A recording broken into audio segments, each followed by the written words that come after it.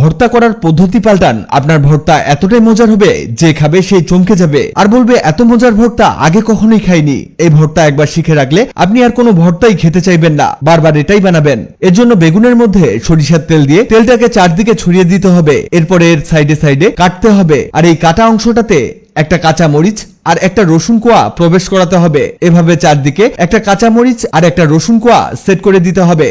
এবার চুলার উপরে স্ট্যান্ড বসিয়ে এর মধ্যে বেগুনটাকে দিয়ে দিবেন আর সাথে সাথে দিয়ে দিবেন দুটো গোটা টমেটো। আমাদের মূলত বেগুন আর টমেটো গুলোকে পুড়তে হবে, যতক্ষণ না এগুলো নরম হয়ে যায় ততক্ষণ পুড়তে থাকুন। এটা হতে হতে জানিয়ে দিতে পারেন আপনি কোথা থেকে ভিডিওটি দেখছেন, যাতে পরের ভিডিওতে আপনাকে ধন্যবাদ জানাতে পারি। এবার এগুলো ভালোভাবে পুড়লে আর নরম হয়ে গেলে তুলে রাখবেন আর আগুনের মধ্যে কয়েকটা শুকনো মরিচ পুড়তে হবে।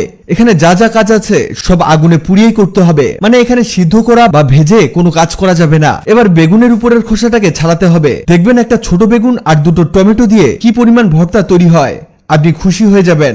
এবার আগে বেগুনটাকে গলিয়ে নিতে হবে, হাত দিয়ে গলিয়ে নিচ্ছি। আপনি চাইলে পিছনি দিয়েও গলাতে পারেন, তবে হাত দিয়েই এই কাজ সহজে করা যাবে। এখানে কিন্তু কাঁচামরিচ আর রসুন গুলো খুব সুন্দরভাবে নরম হয়ে গেছে, তাই সহজে এগুলো গলে যাচ্ছে। এরপরে টমেটো গুলোকে গলাতে হবে। এখানে একটা স্পেশাল জিনিস অ্যাড করলে এর টেস্ট অনেক গুণে বেড়ে যাবে, পরে অ্যাড করছি। তার আগে দেখুন এগুলো ভালোভাবে গলিয়ে নেওয়া হয়েছে আর বেগুন ও টমেটো গুলোকে একত্র করে মিশিয়ে নিতে হবে। এটা মিক্স করা হলে এতে দিয়ে দিন স্বাদমতো লবণ, 4-5টা শুকনো মরিচ যেগুলো আমরা পুড়িয়ে নিয়েছি, আর মরিচগুলোকে লবণের সাথে গুঁড়ো করে নিতে হবে।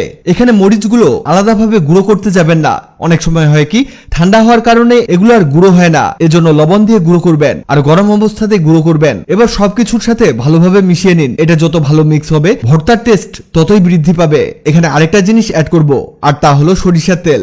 সরিষার তেল এর টেস্টকে অন্য লেভেলে নিয়ে যাবে। এবার এটাকে ফাইনালি একটা মিক্স দিয়ে নিতে হবে। এটা হতে হতে জানিয়ে দেই, আগের ভিডিওতে কমেন্ট করেছেন, আপনাদের ধন্যবাদ। এই দেখুন কত চমৎকার বেগুন পোড়া ভর্তা তৈরি হয়েছে। এটা পুড়ে বানানোর জন্য অন্যরকম একটা ফ্লেভার দিবে, যার কারণে খাওয়ার সময় মুখে রুচি বাড়বে আর আপনি বেশি খেতে পারবেন। আর এর ঘ্রাণ দেখেই বুঝে গেছেন কতটা মজার হয়েছে, যেন জিভে জল চলে আসছে। আর এটা ডেকোরেশনের জন্য একটা পেঁয়াজ উপরে রাখতে পারেন।